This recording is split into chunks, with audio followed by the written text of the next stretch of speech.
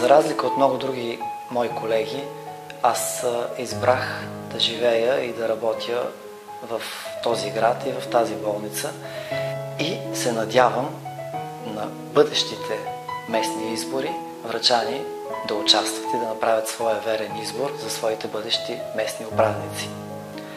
Смятам господин Николай Иванов за един удачен и разумен избор като бъдещ кмет на града. Мисля, че той е показал своите възможности, има уважението и доверието на много врачани. Надявам се избора на Николай Иванов за бъдещ кмет на града да допринесе за една по-добра бъдеща работа между Многопрофилна болница Враца и Община Враца, както и подобряване на жизнения стандарт на врачани за един по-доволен и щастлив живот.